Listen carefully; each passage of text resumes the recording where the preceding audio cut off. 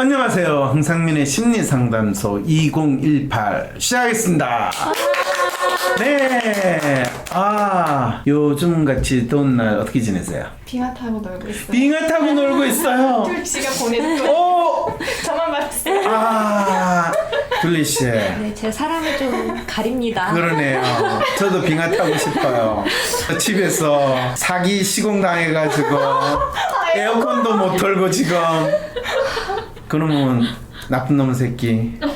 진짜 내가 욕도 못하는데 어떻게 인간이 그 친구한테 공사해준다고 해놓고 겉으로 이 에어컨 천장에 해놓고 시래기 빼먹고 그렇게 사기 시공을 해놓고 또 뻔뻔하게 진짜 더 웃기는군요. 자기가 모든 공사는 준공 허가 받은 후에 공사할 분량이 이만큼 있으니까 그걸로 공사 대금이다 이렇게 청구를 해놓고 와. 준공허가 받는데 그런 사기로 다 에어컨은 천장에 실내기만 해놓고 실외기 설치 다 내놓고 웬일이야. 방수 방수 대충 해놓고 돈 달래. 나중에 준공후 공사 비용까지 다 줘야지만 자기는 공사하겠대. 그러니까 공사 대금 안 준다고 내한테 재판까지 걸었어. 어머. 진짜 요즘에는 반대로 죄진 사람이 오히려 걸더라고요. 그러니까요. 그때 그분도 걸지 않았어요? 어떤 분요? 그 WPI. 맞아요. WPI 지가 만들었다고. 네, 이 인터넷에 올린 상담 강의한 거 이런 거 다 모아가지고 지 이름으로 책을 냈어. 어머. 그리고 그 인간이요. 내보고 우리 제보 들어와가지고 방송했잖아요. 네. 그래놓고 명예훼손이라고 내한테. 세상에 그런 배짱은 어디서 나오는 거죠? 세상에 양심에 틀이 난 인간들이 근데 진짜 웃기는 인간들 아니에요? 네. 하늘 무서운 줄 모르나 봐. 어떻게 죄 짓고 사시는지. 그분들은요. 리얼인가요? 리얼이에요. 뜯어먹을 수 있을 때 뭐든지 뜯어먹겠다는 마음으로 사는 인간들이에요. 착한 리얼도 좀 많이 봤는데. 착한 리얼은 많은데요. 건수가 있으면 무조건 뜯어먹겠다는, 특히 멍청하게 생긴 이 황모씨 같은, 특히 대학 교수 잘린 거 그럴 때는 뭔가 더 있을 거다 생각해서 마지막까지 뺏어 먹겠다. 다 날렸거든요. 그리고 그건 더 이상 이제 내가 참을 수 없어요. 끝까지 엉징을 해야 되는데 어떻게 엉징을 해야 돼? 진짜 너무. 어쨌든 이 더위에 땀 흘리고 있을 때마다 제가 빙하 하나 보내드릴게요. 너무 짠하네요. 진짜 그 소리를 했어야지. 지금 내가 진짜 이 나라 진짜 어떻게 이런 인간들이. 그리고 더 웃긴 게 그런 인간일수록 법을 빙자해가지고 더 기도 안 차요. 정말. 네, 그래서 이제 법하고 친하게 가지고 그런 인간들 다 내가 법의 심판을 받게 만들 거라. 정의의 칼로. 정의의 칼은 아닌 것 같아요. 대한민국 법은요 결코 정의의 칼이 아니라 권력의 칼인 것 같아요. 네, 이제 항심소에 지금 협력 변호사, 고문 변호사 줄 섰어요. 항심소에서요 공사모를 해서 억울하신 분들 많이 사연들을 하니까 변호사분들이 막 황심소에서 우리가 그 억울한 분들 억울함을 풀어주겠다. 그럼 진짜 많더라고요. 네, 지금 그분들 막 줄 서고 신청 막 들어오고 있어요. 근데 공짜는 아니에요. 네, 이 황심소를 통해서 사건을 수임을 할 때 진정한 법의 행사를 내가 실현할 수 있다라는 그 마음으로. 그렇지만 수임료는 받겠대. 그렇지만 박사님한테 제대로 된 논리를 이제 그 변호사분들이 세울 수 있겠네요. 그거 어떻게 하셨어요? 변호사들 분이 원래 논리가 없다고 그걸 토로하셨었잖아요. 둘리분이 또 그걸 아시네요. 그쵸. 변호사분들은 법 조문은 좀 아시는데 그 사건의 정체가 무엇이고 어떤 논리를 만들어야 되는지를 황심소 공사모를 통해서 더 잘할 수 있겠다라는 생각으로 오시는 것 같아요. 레벨업 시키시려고. 그렇죠. 그래서 공사무를 하는 게 억울한 분들을 위해서 한다고 생각했는데 변호사분들이 업그레이드 되는. 그렇죠. 네. 대한민국에서 법을 가지고 장사하시는 분들이 본인들의 수준을 업그레이드 시킬 수 있는 황심소에 또 참여를 하는 정의로운 변호사의 역할을 하겠다라고 하시는 계기가 됐다는 거. 신기하잖아요.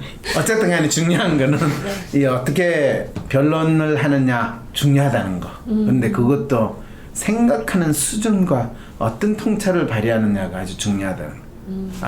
우리 또 사로 선생님 있으면 내가 하긴 해야 되는데 사로 선생님 없으니까 내가 이 소리 하는 거야.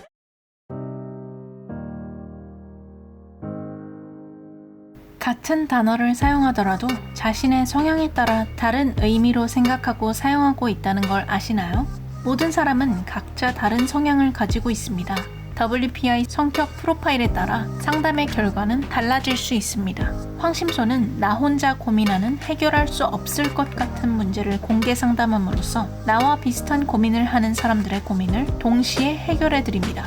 또한 내 안의 고민에서 더 나아가 사회 문제에 대한 질문들, 어떤 주제든지 인간의 심리가 담겨 있기에 전부 황심소에서 다뤄드릴 수 있습니다. 메일을 보내실 때 여러분의 현재 고민을 설명한 사연과 자신의 WPI 성격검사 프로파일, 그리고 WLP, WAC, WMC, 또 상대방의 WPI 성격검사 프로파일과 같은 현재의 고민과 관련된 주제 검사 결과를 같이 보내주실 경우 더욱 상세한 상담이 가능합니다. 황심소에 사연을 보내주신다는 것은 채택이 될 경우 청취자분들과 공유한다는 것을 기본 전제로 하며 별도 동의를 구하지 않습니다. 황심소 이메일은 sherlockwhang@gmail.com입니다. 비공개로 박사님과 직접 개인 상담을 원하시는 분들은 위즈덤 센터에 유료 상담 신청을 개별적으로 해주세요. 위즈덤 센터 메일은 wisdomcenter@naver.com. 전화번호는 02-6207-7430입니다. 또한 비공개 1대1 상담을 받고 싶었지만 상담 비용이 부담스러워서 망설이시는 분들을 위해 WPI 상담 코칭 전문가 과정 중이신 분들이나 전문가 자격증을 갖고 계신 분들의 재능 기부를 통해 무료 상담의 기회를 제공하고 있습니다. 자세한 사항은 황심소 유튜브 채널의 커뮤니티란에서 확인하실 수 있습니다.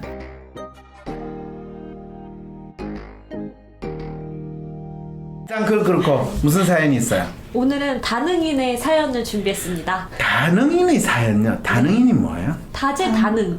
다재다능. 네. 굶어 죽기 딱 좋은 인간. 그쵸. 하나에 몰두하기가 어려우니까. 그러면 M자형인데. 그 유명하다는 그 다이아몬드 같은 느낌. 그러네요. M자의 다이아몬드네요. 매뉴얼 만빵이고 컬처까지 만빵이고. 그게 유명한 다이아몬드형이야. 이런 분들 굶어 죽기 딱 좋고 본인이 재능이 많지만 재능 발휘하는 게 엉뚱하게 계속 픽사리가 나는 전형적인 케이스인데 이 사연 되게 어려운데 벌써 읽기도 전에 프로파일만 봐도 가슴이 찡하네요. 대체 무슨 사연인가 한번 읽어주세요. 네.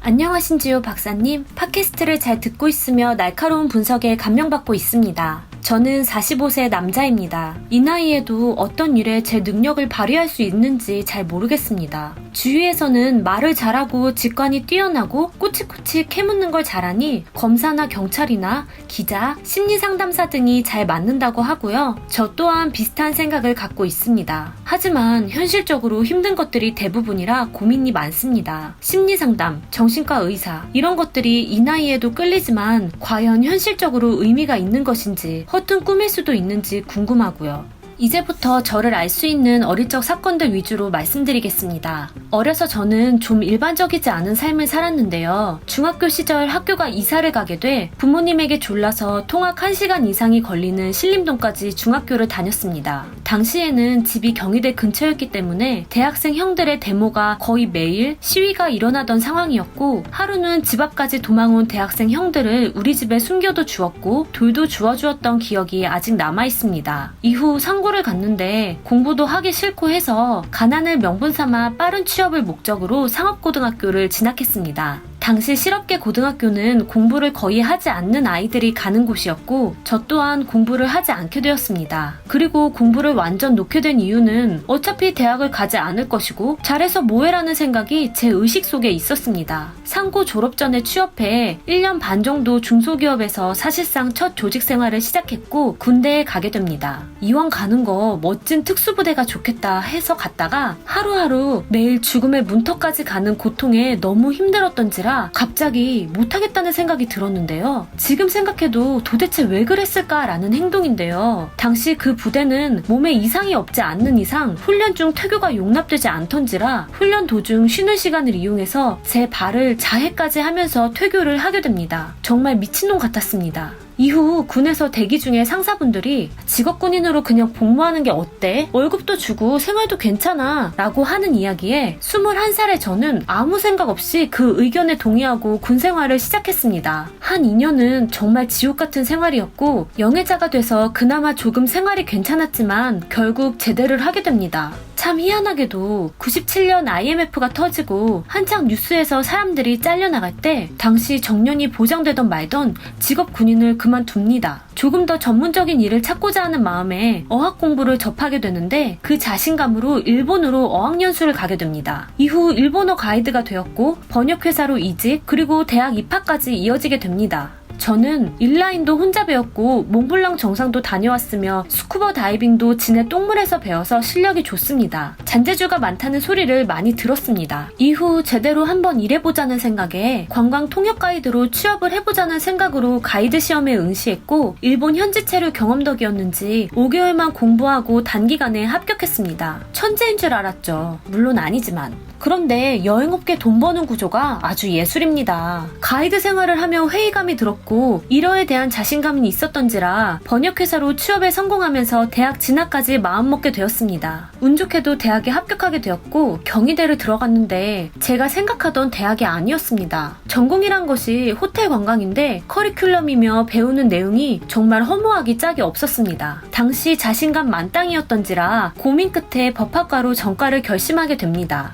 그리고 전과에 성공하고 부모님을 설득해 사법시험을 준비했습니다. 하지만 문제가 발생하게 됩니다. 초반에 금전적 지원을 약속하셨던 부모님은 사실을 우습게 보셨던지 아니면 저를 과대평가했는지 한 1, 2년만 준비하면 될 줄 알았다고 하시면서 돈이 없다고 하셨습니다. 그 불안감에 저는 공부 자체가 힘들어졌습니다. 그러면서 방황해 결국 사실을 접고 너무 막 살게 되었습니다. 직장에 들어갈 생각도 안 하고 일용직을 했고 이 회사 조금 저 회사 조금 들어갔다 나오는 등 그렇게 30대 중반을 허비하였고 그러던 도중 집안은 점점 기울었지만 나 몰라라 하고 저는 맘대로 살았습니다. 제 인생이 망가지는 줄도 모르고 7살 어린아이 같았습니다. 투정 부리고 땡깡 부리는 아이처럼 제 인생에서 유일하게 정말 하고 싶었던 것이 사법시험이었으니까요. 그 꿈이 사라지니 저는 그 모양이었던 거죠. 집안이 풍족하지 못해 일용직으로 한 3년을 전국을 떠돌았던 경험이 있습니다. 현장에서의 노동법은 아무 의미가 없었고 건설 현장의 문제점 개선에 꼭 참여해보고 싶었던 게 계기가 돼 민노총이라든지 시민단체에서 취업하면 이런 것들을 바꾸는 일이라면 보람이 있을 것 같아 지원해봤지만 각 단체들은 활동 경험이 없거나 나이가 많다는 이유로 서류 전형에서조차 떨어지게 됩니다. 지금까지 사회 문제 경험을 바탕으로 노동 약자들을 대변하면 보람이 있을 거야 라는 순진한 생각으로 노무사 시험을 당시 42살임에도 불구하고 도전하게 되었는데요. 비겁한 별명일 수도 있지만 암기력의 한계에 부딪혀 딱 한 번만 시도해보고 바로 시험을 접게 되었습니다. 1차가 쉽게 돼서 2차 점수도 어느 정도 나올 줄 알았는데 만족치 못한 점수가 나와 깔끔하게 접었습니다. 장황하게 말씀드렸지만 결국 저는 한 1년간 화물차 운전을 하면서 제주도 여행도 하다가 돌연 다니던 직장을 그만두고 현재 무직 상태에서 나이만 이제 45이네요. 어디서부터 해결점을 찾아야 할까요? 진정 저 같은 사람이 이렇게 사는 것이 좋아하는 것과 잘하는 것을 못 찾아서 그런가 싶어 나름 찾아보았는데요. 이런 것들은 누구나가 다 한 번씩 경험해보는 게 아닌가라는 생각에 크게 중요하지 않은 것도 같고요. 여행 같은 것은 안 좋아하는 사람이 없으니 좋아한다고 한들 직업으로 삼기에는 맞지 않는다는 것도 살아오면서 알게 되었고요. 잘하는 것을 말씀드리자면 적응력, 엉뚱한 생각, 수다 떨기, 저처럼 인생의 굴곡이 예사롭지 않은 사람들에게 조언해주기 정도입니다. 공부에서 얻은 게 아닌 그동안 읽어온 철학서와 직관과 경험에서 얻어진 것으로 나름 괜찮은 평을 받기는 했습니다만 어떻게 직업화할지를 모르겠고요. 제 나름대로 머리로는 제가 잘할 수 있는 분야를 찾는 것이 답이라고 생각하고 있지만 현재 제 상황에서는 정말 단순 반복 작업인 공장이라든지 운전직이나 노동 관련 업종 제외하고는 받아주는 곳이 없는 것이 현실입니다. 우울증도 오는 것 같고요. 그러던 도중 얼마 전에 테드를 보다가 저 같은 사람이 다능인이라는 분석이 가능하다는 것을 느꼈습니다. 끈기가 없다, 뭐 하나 오래 하는 게 없다, 희귀한 종족이라는 등의 말을 많이 듣는 사람들이 저와 성향이 비슷했습니다. 그리고 박사님의 WPI 분석이 결정적이었고요. 다음은 테드에서 본 내용을 저에게 적용시켜보니 그저 다재다능한 것입니다. 외국에서는 이런 사람을 다능인이라고 부르지만 우리는 잔재주가 많다고 하죠. 서양과 다르게 우리의 옛말에는 재주 많은 놈이 밥 굶는다 라는 말이 있죠. 부정을 강하게 못하는 이유는 제가 지금 바꾼 게 생겼으니까요. 과연 이것이 나쁜 점이고 단점일까요? 그래서 저는 다능인의 3가지 큰 장점을 소개해보고 싶습니다. 첫째, 아이디어 통합 능력입니다. 2개 이상의 분야를 결합해서 그 교차점에서 새로운 것을 창조하는 것입니다. 혁신은 교차점에서 일어납니다. 거기서 새로운 아이디어가 탄생하죠. 그리고 다능인은 그들의 경험을 이용해 수많은 교차점에 접근할 수 있습니다. 다능인의 2번째 파워는 빠른 습득력입니다. 저 같은 사람이 무언가에 흥미를 갖게 되면 완전히 미칩니다. 손에 닿는 모든 것을 관찰하죠. 또 과거에 초보자였던 경험이 많아서 초보자인 것에 익숙합니다. 이건 익숙한 곳에서 나와 새로운 것을 시도하는 것을 덜 두려워한다는 걸 뜻합니다. 게다가 많은 기술들이 학문의 경계를 넘어 이용 가능하고 우리는 배웠던 모든 것을 새로운 분야로 가져오기 때문에 맨손으로 시작하는 경우가 거의 없죠. 어떤 지식이 예상치 못했던 방향으로 완전히 다른 분야에 적용하게 될 수 있다는 많은 성공 사례에서 희망을 봅니다. 3번째 슈퍼파워는 적응력입니다. 주어진 상황에서 뭐든지 필요한 걸로 변할 수 있는 능력이죠. 해외 어느 회사는 적응력을 21세기에 성공하기 위해 가장 중요한 능력으로 뽑았습니다. 세계 경제는 너무 빠르고 예측 불가능하게 바뀌고 있어서 정말로 성공할 시장의 수요를 충족시키기 위해서는 빠른 사회 변화에 적응할 수 있는 개인과 단체가 유일한 답이라고 할 수 있습니다. 아이디어 통합 능력, 빠른 습득력과 적응력, 다능인이 잘하는 3가지 능력입니다. 이것이 제가 가진 자산입니다. 혹시 판사나 혹은 의사가 되고 싶다는 걸 어릴 적부터 운 좋게 알게 된 사람이 있다는 걸 전제하에 아쉽게도 저는 그런 걸 몰랐습니다. 지금도 정확히 모르겠습니다. 하지만 걱정하지 않습니다. 제가 이상한 게 아니라는 걸 알았으니까요. 실제로 해외 기업의 최고 팀들 중 일부는 전문가들과 다능인들이 같이 짝지어 이루어져 있습니다. 전문가들은 깊게 파고들어 아이디어를 구현할 수 있고 다능인은 프로젝트에 광범위한 지식을 가져다 줍니다. 아름다운 협력이죠. 하지만 지금의 저를 완전히 바꾼다는 것은 불가능합니다. 자신이 늦게나마 다능인이라 깨닫고 문제가 아니라고 생각하는 저의 자기소개였습니다.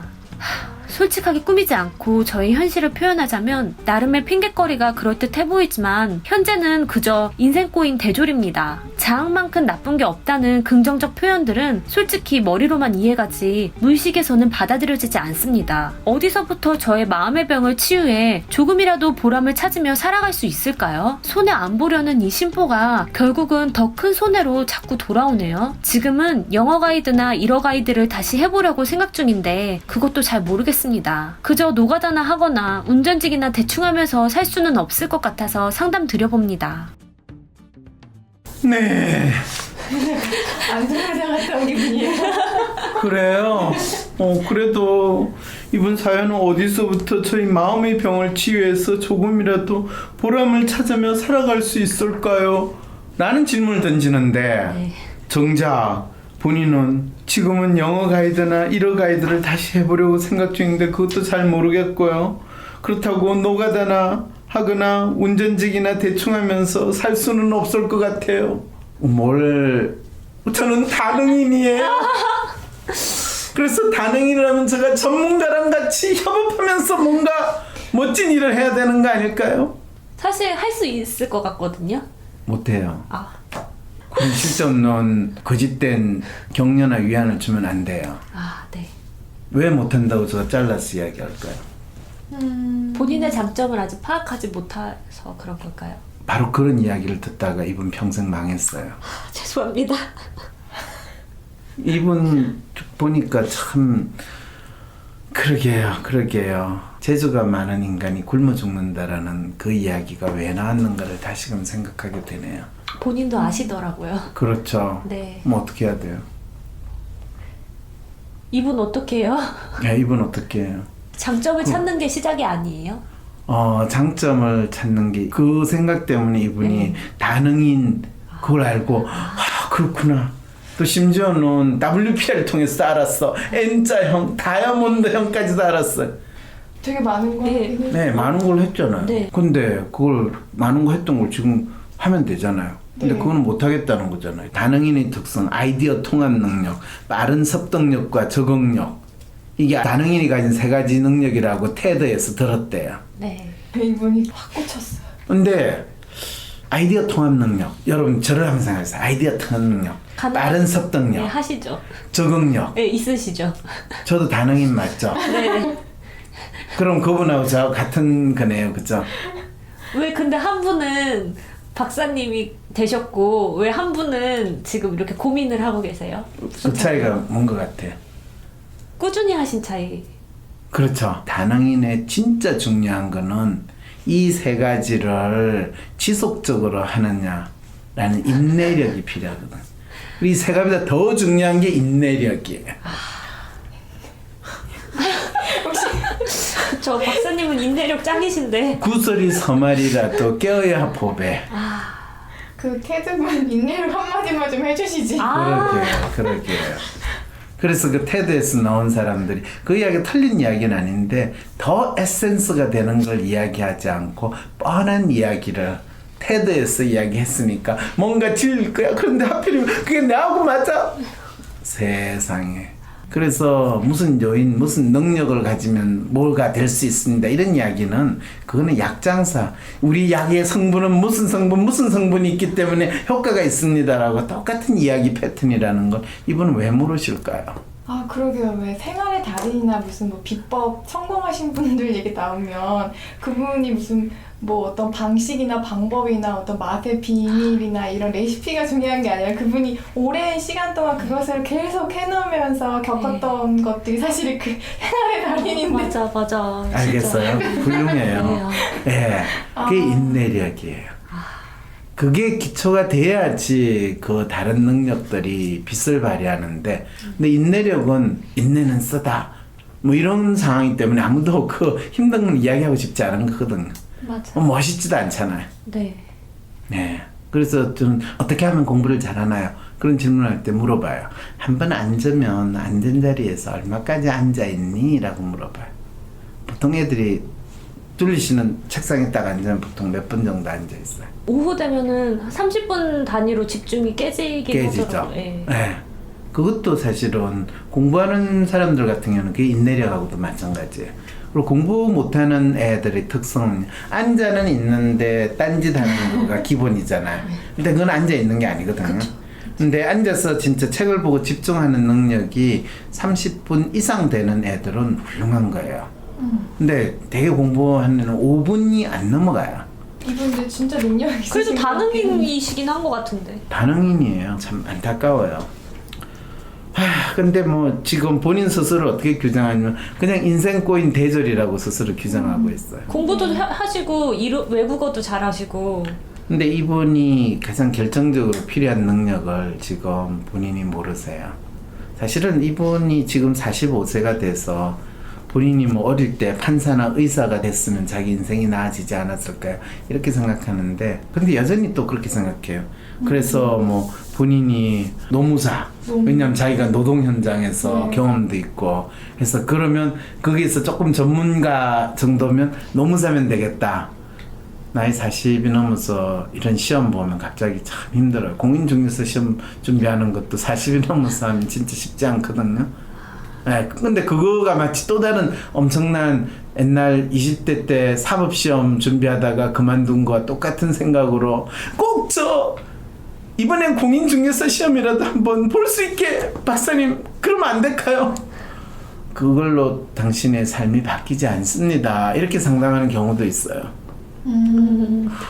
진짜 40대 중반쯤 되시는 분들이 이런 사연을 직접 와가지고 저한테 상담할 때마다 이분은 진짜 당신이 자기가 어떤 사람인지를 진짜 모르는구나. 이분도 정확히 마찬가지. 본인이 삶의 경험을 하면서 그 경험을 여행을 하든지 우리가 그냥 일상생활을 하든지 여행을 하든지 하면서 새로운 거를 배우고 느낀다는 거는 사실 자기가 느끼는 거를 제대로 표현하고 그걸 다른 사람하고 공유하면서 지식이라는 게 만들어지고 또 지혜가 생겨나는 건데 이분은 지식으로서 그냥 뭐는 뭐다 이런 것만 열심히 듣고 그게 맞아 이런 정도 수준으로 공부를 했지 지혜가 생기는 그 수준이 전혀 안 되는 거예요.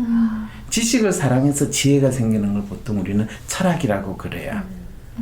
그런데 이분한테는 그 지식을 사랑해서 뭔가 되면 뭐 학위를 따고 뭐 자격증을 얻고 이런 거 수준으로만 공부를 생각한다니까 그게 자기가 뭘 하면서 살아야 될지 라는 거하고 자연스럽게 연결이 안 돼버린 거죠. 그러니까 자기가 좋아하는 걸 해라 잘하는 걸 해라 이런 뻔한 소리만 듣다가 그때그때 먹고 살기 위해서 돈 벌기 위해서 지내는데 정작 자기가 뭘 하고 있는가에 대한 에센스를 느끼지 못했다는 거예요. 본인은 다능인이라고 알고 또 WPR을 통해서 M자형, 다이아몬드형이라는 까지도 알았어. 그 이야기를 들으니까 자기 지난 20년의 삶이 그냥 파노라처럼 흘러가고 20년이 뭐야 30년의 삶이 흘러가고 내가 왜 이렇게 됐는지까지도 알게 됐어. 그럼 뭐해? 그러니까 앞으로 좀 어떻게 해야 돼요?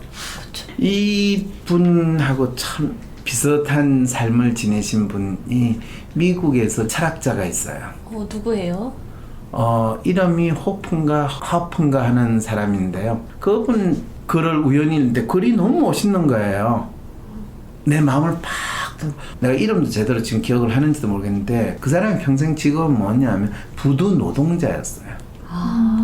뭐 제대로 대학을 다니기는커녕 고등학교도 겨우 졸업을 했던가 중학교만 졸업하고 말았던가 그러고 그 다음에는 본인이 그 캘리포니아에는 이주 노동자들이 참 많아요. 이 멕시칸들이 넘어와가지고 이제 농장마다 다니면서 노동하는데 이 사람도 원래는 그렇게 농장마다 다니면서 노동하고 일하고 이제 밤에는 자기가 책 읽고 그걸 글로 쓰고 하면서 이제 나이가 들어가고 그러다가 우연히 이제 마지막에 샌프란시스코에서 부두 노동자를 했는데 그 노동자라면서 이 사람이 쓴 글이나 이 사람이 카페에서 뭐 사람들하고 이야기하고 하니까 버클리에 있는 교수가 이 사람 여자친구가 된 거예요. 오. 그 말은 무슨 뜻이에요? 말이 통한다. 그렇죠.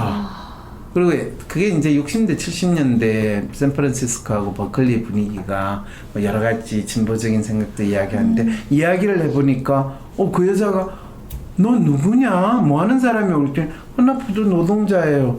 아니 그런데 어떻게 이런 생각을 하고 내하고 이런 이야기가 되냐? 그래서 너 생각을 혹시 적은 게 있냐고 그랬더니 자기 텀텀이 쓴 글이 있대. 그거 한번 좀 보여주라고 그래서 자기 그 사람이 일기처럼 쓴 글을 보고 너무 놀란 거예요.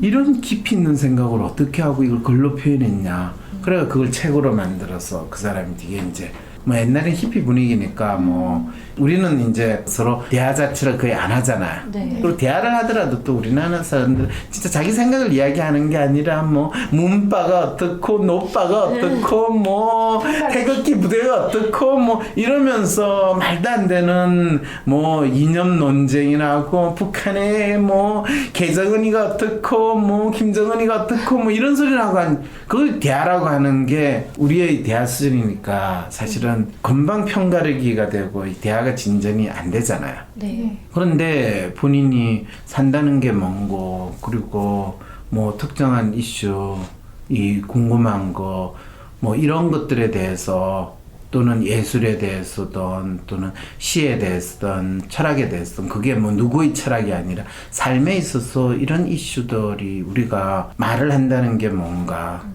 또 내가 노동을 한다는 게 뭔가 또 우리가 배운다는 게 뭔가 이런 것들을 가지고 이야기를 하는데 내한테는 그때 상당히 감동했어요. 박사님이 글 읽고 잘 썼다라고 하는 정도면은 좀 대단하신 분 같아요. 철학자. 그럼요. 그러니까 내가 놀랬다니까요. 너무너무 핵심을 잘 이야기하면서 내가 느낌이 팍 오는 글이에요. 그래서 내가 찾아보니까 그리의 철학자라는 그 사람 책을 제가 찾아서 보면서 너무 감동한 거예요. 와, 영어가 아주 심플하고 아주 뭐 장식 있는 글도 아니고 아주 심플한데 아주 교육을 많이 받은 사람이 글은 아니다라는 느낌이 있는데 에센스가 분명히 드러나는 글이에요. 뭐 거침없다, 장식 없이 누구나 볼 수 그렇죠. 누구나 이야기할 수 있는 아주 편안한 글이고. 근데 이분 상을 쭉 보니까 이분은 한국에서 자랐기 때문에 자기가 배운다는 게 뭐고 또 그 배운 거를 이분은 배우는 거는 마치 특정한 직업이 되기 위해서 배우고 이 시험을 보는 거는 특정한 자격을 갖추기 위해서 하는 거지 그거 외에 다른 생각을 못해서 지내셨던 거예요.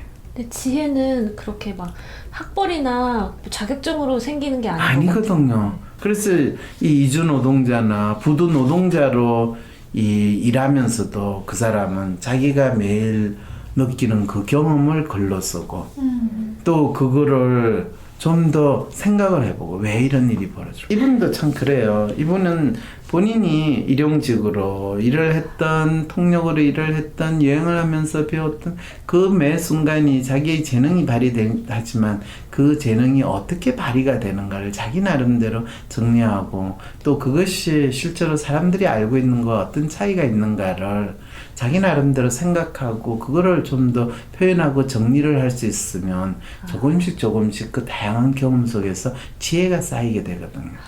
그러게 이분 경험은 진짜 많이 하신 것 같은데. 그럼요. 그만큼 안 쌓이신 게 너무 안타까워요. 더 웃긴 게 대학에서 이분이 관광경영학을 전공했대요. 네. 경희대 관광경영학과. 여기 공부 잘하는 거 아니에요? 그렇죠. 그런데 들어가서 대학에서 배웠더니 그 배운 게 다 쓸데없고 말도 안 되는 내용을 대학교 4년 동안 자기 배웠다고 생각이 들었대요. 그런데 대학에서 교수가 가르치는 걸 배운 거를 배웠다고 생각했을 때 그 배움은 얼마나 수동적이고 얼마나 진짜 자기가 뭘 배우는지를 모르고 있다는 거를 스스로 지금 폭로하고 있는 거 아닌가요?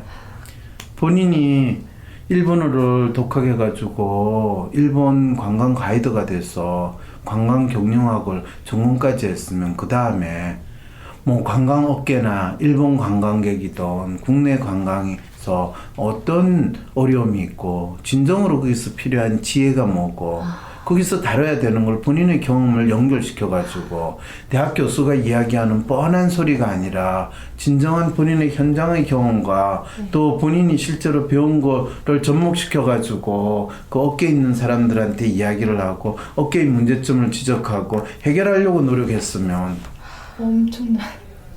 이분 다능력 아니시네요.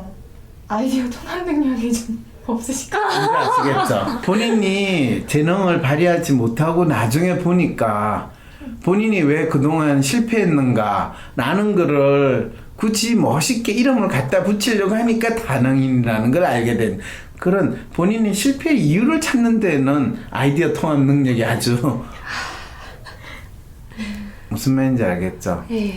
노동 현장에서 일을 하면서 일을 했는데 노동법, 근로법 그런 거 아무 소용없고 거의 거기에서는 돈 넣고 돈 먹기거나 그냥 실험 관두고 억울하면 네가 뭐 법에 호소해. 법에 호소한다고 해도 뭐 지가 어떻게 법에 호소해. 한다고 해도 법이라는 게 아닙니다 이러면 끝인 거야. 법대로 되는 게 하나도 없는 그런 느낌만 더 가지게 되는 거죠. 근데 그 말씀하신 그 지혜가 지식을 사랑해서 지혜까지 생겨서 철학자가 됐어요. 근데 그럼 이분의 삶이 달라져요? 자, 바로 이제 그 이야기를 하는 거예요. 우리는 철학자가 됐다. 그건 뭐예요? 그 사람의 삶이 철학자의 삶은 뭐예요? 그냥 그러니까 철학이 밥 먹여주냐라고 생각이 들잖아요. 자, 그랬을 때 밥은 누가 먹여줘요? 부모님이 먹여주거나 식당에 가서 밥 먹여주지 철학이 밥 먹여주지 않아요. 그쵸. 그리고 이분이 지혜로운 사람이고 그러면 주위에 있는 사람이 이 사람한테 밥 사주고 이 사람 지혜를 얻고자 할까요 안 할까요? 얻고자 한 하겠네. 번이라도 더 만나보고 싶어. 그럼요. 밥 먹여줘요, 안 먹여줘요? 먹여주네요. 얻어먹겠지. 아, 인생이 달라지기 시작하겠네요, 그럼. 인제 알겠어요. 네. 먹여줘요. 근데 대한민국에서 철학자들이 철학이 밥을 안 먹여주는 건 그 철학자들은 하나만 한 소리를 하고 그거는 그냥 테드에서 들을 수 있는 그 이야기를 하는 수준이니까 내가 테드에 들으면 되는데 니한테 왜 밥 사줘? 이런 상황이기 때문에 밥을 안 먹여주는 거예요. 무슨 말인지 알겠어요? 네. 내가 심리학을 공부해가지고 밥 먹고 살아야 안 살아요? 먹고 사시죠. 네. 그거는 뭐 꼭 내가 심리학 박사가 있어서 먹고 살아요? 아니죠. 그 통찰 때문에 얘기를 사람들이. 네, 바로 그거예요. 저는 사실 내가 내 입으로 이런 이야기 약간 쪽팔리긴 하지만 아니 그래도 참 아니 저하고 이야기를 나누고 싶어서 전국에서 올 때 왜 이러지? 이런 느낌이 들 때도 있어요. 너무 미안할 때 있어요. 좋아하시면서 오시잖아요. 설레하시면서. 그럼요. 미국에서도 오고요. 저도 설레요. 아 그래요? 왜 안 좋아하세요? 아니 뭐 공룡이 오는 건 별로예요. 예. 근데 내하고 시간을 보내시고 싶고 이야기를 듣고 싶다고 할 때 그분이 꼭 이야기를 해요. 박사님 들으시면서요 얼굴 표정이 어떻게 바뀌는 거 그것만 봐도 아 내가 지금 삽질을 했구나. 그걸 너무 잘 알 수 있었어. 누구도 저한테 그렇게 제가 그렇게 자랑스럽게 생각했던 게 삽질이라고 그렇게 명확하게 보여주시지는 않았어요. 표정만으로. 표정 갑자기 떠오르는. 아, 표정 상담, 표정 상담. 무슨 말인지 아시겠죠? 네. 그건 뚫리시도 아시죠? 그래서 방송할 때마다 표정이 안 좋아지시면 빨리 마무리하고 넘어가거든요. 그렇죠.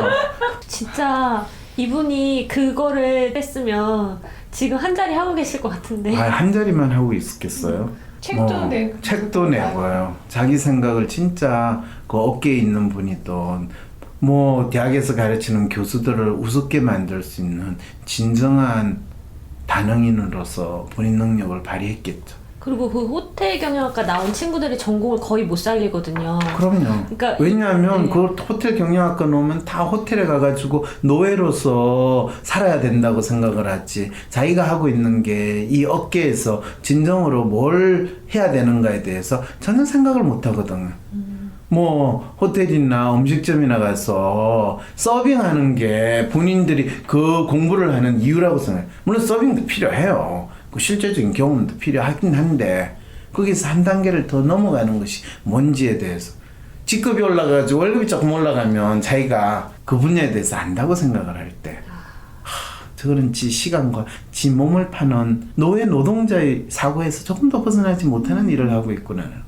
그래서 호텔 경영학과 애들이 전공 포기할 때 하는 말이 호텔 경영하는 사람만 필요한 경영이 호텔 경영이야 이렇게 말하면서 그만두더라고요. 그렇죠. 이 학과를 넣으면 우리 아버지가 호텔을 가지고 있지 않고 나는 결국 호텔의 노예 노동자가 될 수밖에 없어.